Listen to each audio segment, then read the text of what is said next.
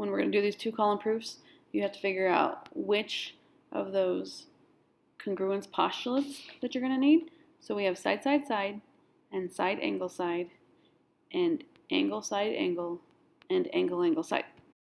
Because all 3 of these sides are congruent, this one is side, side, side. So we're going to do a 2-column proof where the first column is statement and the next column is reason.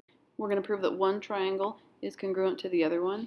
You do that by using one of those triangle congruence postulates. This one is side, side, side. So then those 3 steps above it have to be side, side, side. So we have the segment AB is congruent to segment XY, and we know that because it's given. Then you do the second pair of congruent sides, and then you do that with the third pair of congruent sides. So when everything is given like that, it's a little bit boring, but we're still going to do them so you can get everything arranged correctly. And then you're going to prove something else. And we always prove one triangle is congruent to the other one first, and then we can prove anything else. In this case, we're going to prove that one angle is congruent to another one.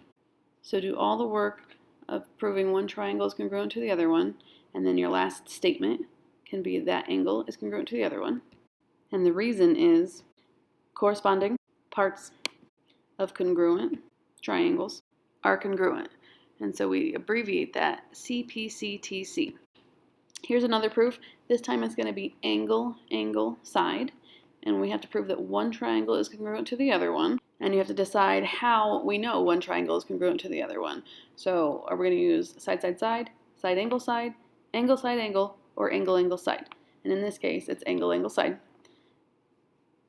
There's a little bit of flexibility on the order you do stuff in. I like to do them in order, so it's more efficient when you double check. We're going to do angle, angle, side.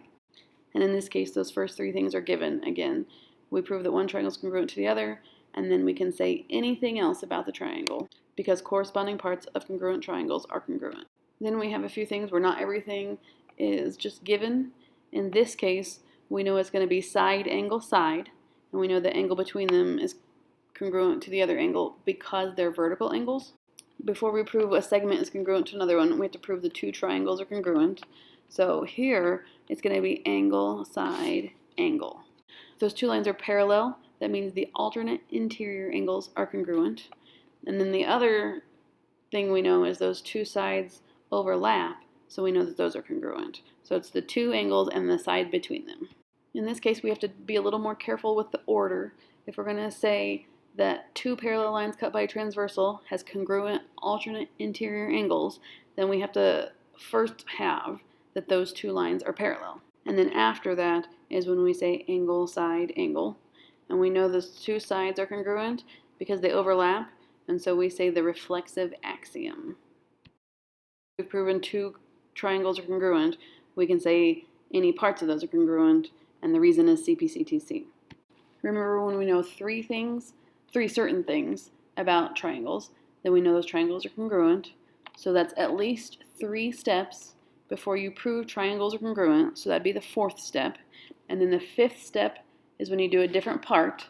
And then also, if you have to use parallel lines, that's a 6th step.